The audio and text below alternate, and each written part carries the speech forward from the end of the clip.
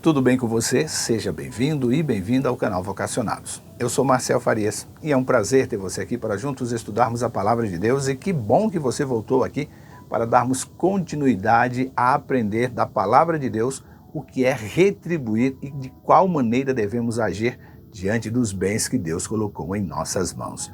Hoje vamos falar um pouquinho da parábola que Jesus contou sobre o rico insensato, o que ela pode nos ensinar para os dias de hoje e o que podemos pôr em prática imediatamente ao terminar o estudo de hoje. Eu quero contar com as suas orações neste momento para que o Espírito de Deus possa fazer com que as palavras aqui deste conteúdo toquem o seu coração e operem em sua vida e também na minha a transformação.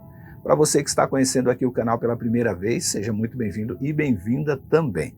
Aproveita para se inscrever em nosso canal, habilitar as notificações, deixar o curtir, comentar e compartilhar em suas redes sociais. E para você que já é inscrito, é só seguir este manual, curtir, comentar e compartilhar nas suas redes sociais. E siga em oração. E falando em oração, se você deseja que eu ore por você, deixa na descrição do vídeo aqui o seu pedido de oração e faça como o Carlos Henrique, que pede oração por ele, para que ele sinta o poder de Deus e se fortaleça por este poder para voltar aos caminhos do Deus eterno. Deus seja louvado por sua decisão, Carlos, e eu vou estar orando por você. Também vou estar orando pela Patrícia, pela Arlete Silva, também pela Márcia e pelo Mário e também o Marcelo Ezo. Muito obrigado por vocês estarem sempre aqui com a gente em nosso canal. Agora eu rodo a vinheta e na sequência vamos juntos estudar a Palavra de Deus.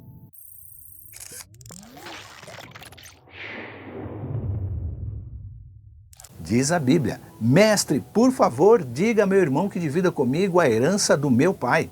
Lucas 12, versículo 3. E assim gritou alguém no meio da multidão.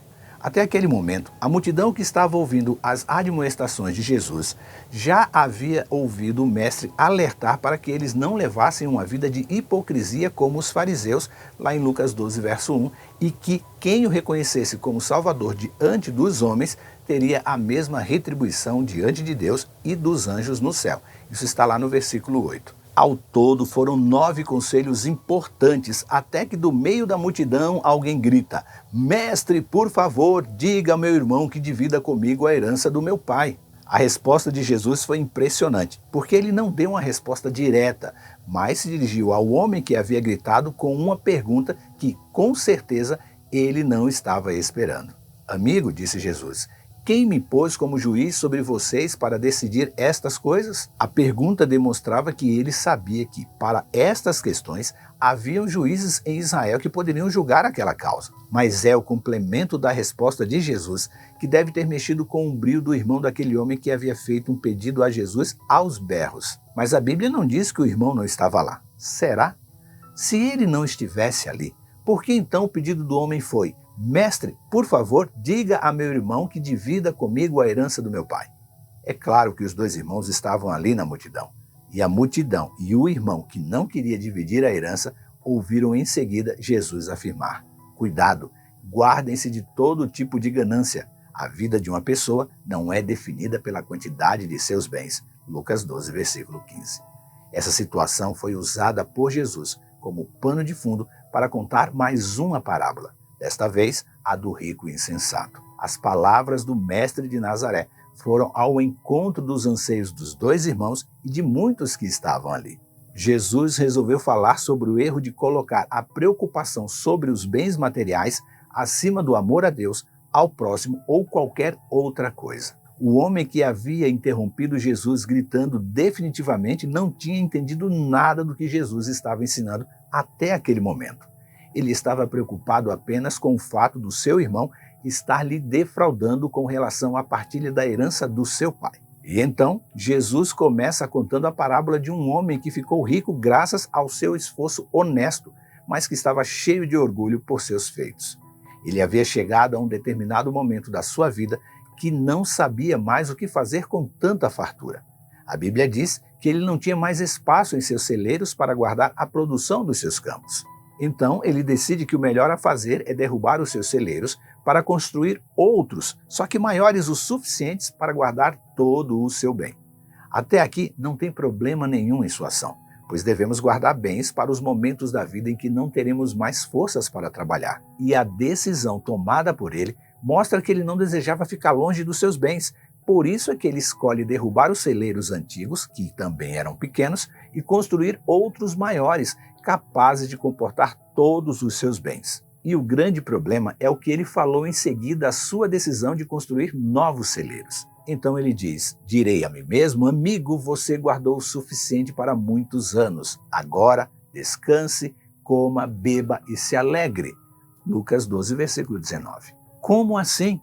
Quem tem o poder de determinar os próximos acontecimentos de sua vida, sequer no próximo segundo?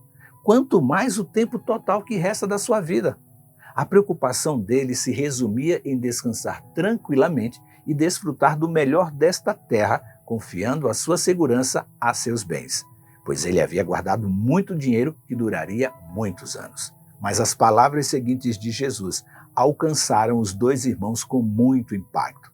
Diz o Senhor: mas Deus lhe disse: louco, você morrerá esta noite, e quem então ficará com o fruto do seu trabalho? Sim, é loucura acumular riquezas terrenas e não ser rico para com Deus. Lucas 12, versículos 20 e 21.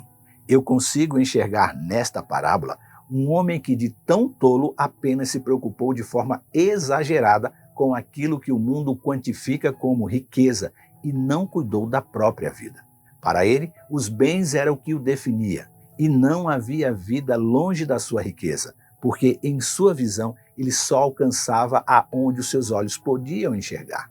O que lhe faltava era a visão espiritual. É por isso que ele colocou a esperança naquilo que seus bens poderiam prover, deixando de lado o cuidado com a vida eterna. Diante do eterno, o seu saldo estava zerado. Jesus então aponta para o erro gravíssimo do rico insensato quando afirma: sim, é loucura acumular riquezas terrenas e não ser rico para com Deus. Eu dou graças ao Eterno por Jesus ter contado esta parábola, pois através dela ele deixou claro que não é pecado ser rico como muitos líderes querem que você acredite. O perigo está em canalizar os seus esforços apenas nas riquezas desta terra, negligenciando juntar tesouro no céu. Sobre como fazer este aporte celestial, já temos vídeos aqui no canal. No começo de fevereiro nós falamos sobre isso. A primeira lição é o perigo de levar uma vida de egoísmo. Na parábola encontramos expressões como minha colheita, meus celeiros, minha safra, meus bens, é meu, que indica que o rico insensato era egoísta e levava uma vida olhando unicamente para o seu umbigo. Entenda uma coisa: o egoísmo cega e impede que usemos os nossos bens de forma equilibrada e nos leva a ter uma visão distorcida da realidade, como tinha o rico dessa parábola. E a segunda lição é ainda mais fácil de identificar na parábola: o propósito de Deus em permitir que alguns se tornem ricos. E não é para simplesmente acumular riquezas. Paulo afirma que em tudo vocês serão enriquecidos a fim de que possam ser sempre generosos. E quando levarem a sua oferta para aqueles que precisam dela, eles darão graças a Deus. 2 Coríntios capítulo 9, versículo 11. Deus deseja que desfrutemos das riquezas, mas esse não é o objetivo final. A intenção divina é nos agraciar com riquezas materiais para termos meios de abençoar outros e fazê-los conhecer o grande amor de Deus. E isso faltou ao rico insensato da parábola. Por este motivo, ele foi privado de viver a alegria de abençoar outros em nome de Deus. Outra lição importante que é possível extrair desta parábola é que Deus não se importa se temos muito ou poucos bens. Para o Senhor, o que importa é o que somos e o que fazemos com os recursos que temos, para assim levar bênção e salvação ao nosso próximo. Esse princípio fica claro na própria parábola quando Jesus faz o seguinte alerta: tenha cuidado e não se deixem dominar por qualquer tipo de avareza, porque a vida de uma pessoa não consiste na abundância de bens que ela tem.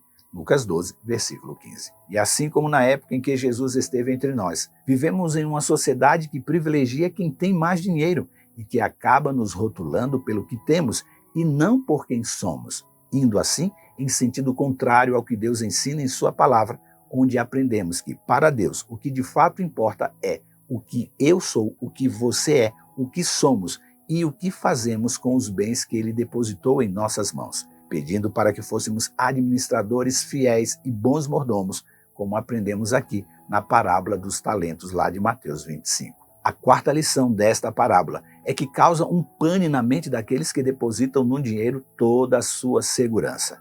E é a seguinte: ter o dinheiro como segurança não passa de uma miragem. Confiar ao dinheiro a sua segurança é como construir a casa sobre a areia, como o construtor insensato de outra parábola contada por Jesus em Lucas capítulo 6. O rico da parábola de Lucas 12 se sentia seguro quando olhava para a quantidade de bens que ele possuía, ao ponto de afirmar de forma arrogante: então direi a mim mesmo, amigo, você guardou o suficiente para muitos anos. Agora descanse, coma, beba e se alegre. Por mais que o dinheiro possa trazer satisfação a quem o possui, este sentimento será passageiro e só durará enquanto se tem o dinheiro. Ter muito dinheiro e fazer dele sua segurança e satisfação, inevitavelmente vai levar à decepção.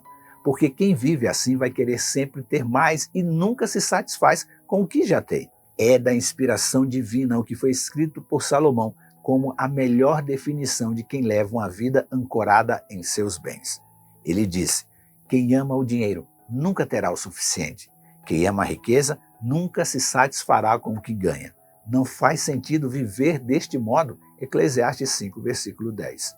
Em outra versão, este versículo termina afirmando que não faz sentido viver deste modo, porque isso também é vaidade. E Paulo complementa o alerta de Salomão, fazendo um pedido muito especial. Disse Paulo: ensine aos ricos deste mundo que não se orgulhem nem confiem em seu dinheiro, que é incerto. Sua confiança deve estar em Deus, que provê ricamente tudo o que necessitamos para a nossa satisfação. 1 Timóteo 6, versículo 17. E a última lição que desejo extrair desta parábola é que a ganância ou a avareza traz ansiedade e preocupação desnecessárias para a vida do crente. Ao colocarmos todos os esforços e o nosso coração em busca de juntar mais e mais bens, a única certeza que temos é que não iremos encontrar satisfação. O rico insensato não a encontrou, e o que acabou por encontrar foi mais insatisfação e ansiedade. Chegou um momento em sua vida que ele se perguntou: o que devo fazer? Não tenho espaço para toda a minha colheita. Por isso disse: já sei, vou derrubar os meus celeiros e construir outros maiores. Em resumo, a sua vida se tornou uma busca incansável pela satisfação do seu ego por meio do dinheiro. Neste momento, já não havia alegria em sua vida pelo que ele tinha. E que vida triste! Jesus descreveu para a sua audiência um homem que aparentemente tinha tudo, mas que na verdade lhe faltava era tudo. Ele não tinha Deus em sua vida. A parábola do rico insensato ainda é atual, pois vivemos em um mundo onde somos ensinados a acumular bens sem que haja um olhar para o propósito desta ação. E muitos crentes acabam vivendo esta realidade em sua vida porque foram ensinados em toda a sua vida de forma errada. O desafio é quebrar esta corrente que nos aprisiona ao materialismo e focar no que é importante aos olhos de Deus: generosidade e aporte no tesouro do céu, para que não nos tornemos como o rico insensato que demonstrava em seus atos sua avareza e egoísmo, fechando assim os olhos para as necessidades do próximo que estavam ao seu redor. Pense nisso, leia sua Bíblia e que Deus nos abençoe. Este conteúdo está no aplicativo Esperança Real e na web rádio Ecoar. Se inscreva em nosso canal, habilite as notificações, deixe o seu curtir, comente e compartilhe em suas redes sociais. E lembre-se, você é participante da vocação celestial para ir ao mundo pregando o evangelho da salvação a toda criatura. Que Deus te abençoe e até amanhã.